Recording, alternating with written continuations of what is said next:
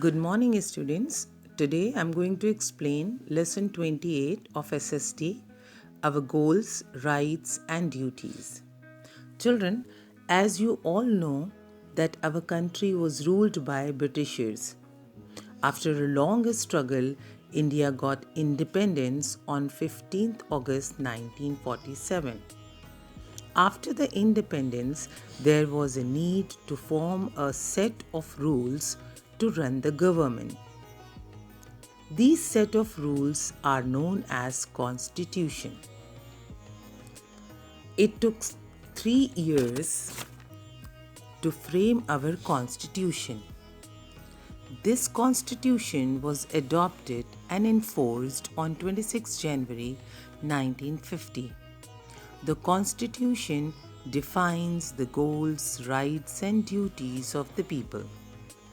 In the introductory part of the Constitution, it is written that India is a sovereign, socialist, secular, and democratic republic.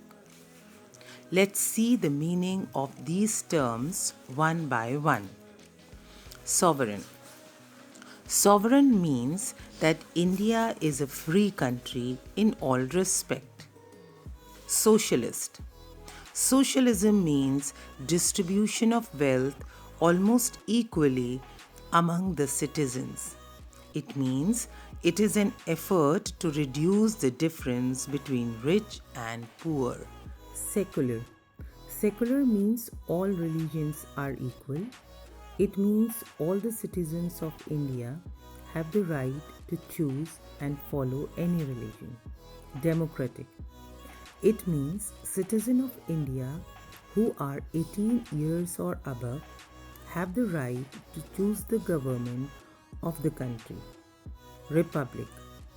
Republic means that the head of the nation is an elected person, indirectly by the people. Now let's see fundamental rights.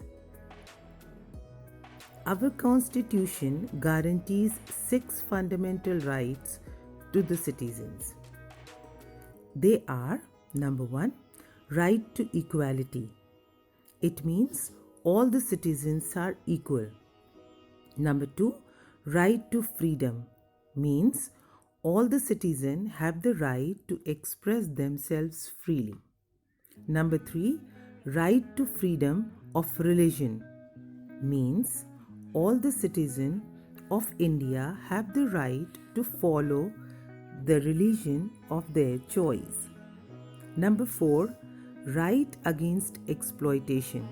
It means no one has the right to exploit others. If somebody feels exploited by someone, he or she can raise voice against the person. Number 5, cultural and educational rights. It means all the citizens have the right to preserve their culture and have the right to get education. Right to seek constitutional remedies. It means if anybody feels that he or she has been denied a fundamental right, then the person can go to court. Children, it is the most important right. If we do not get any of the above mentioned right, we can go to court against it. Now, fundamental duties.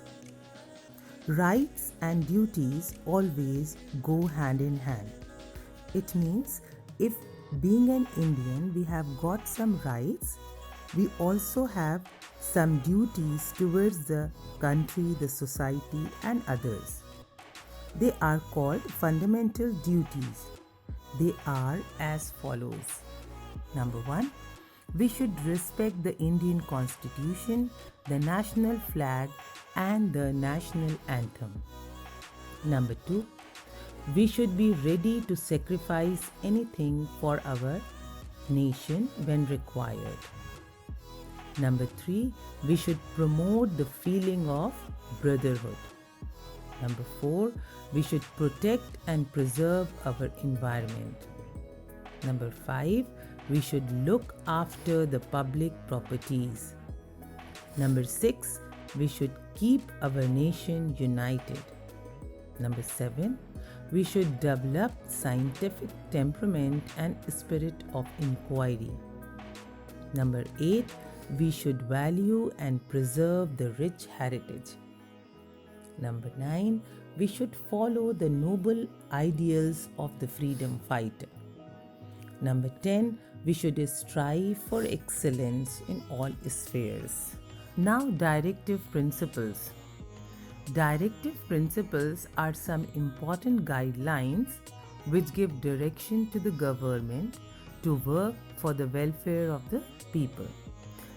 Let us see some of the guidelines. Government should provide better living condition and raise the standard of living. Men and women should get equal wages for equal work. Government should provide work for the people. Government should improve the condition of the weaker sections of the society like the scheduled castes, the scheduled tribes, and other backward classes.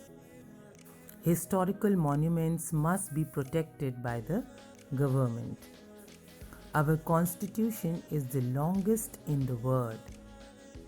It was prepared carefully by giving attention to every aspect of life. The President of the Constituent Assembly was Dr. Rajendra Prasad. Dr. Bhimrao Ambedkar was the chairman of the drafting committee. Children, read the lesson at home for better understanding. Thank you.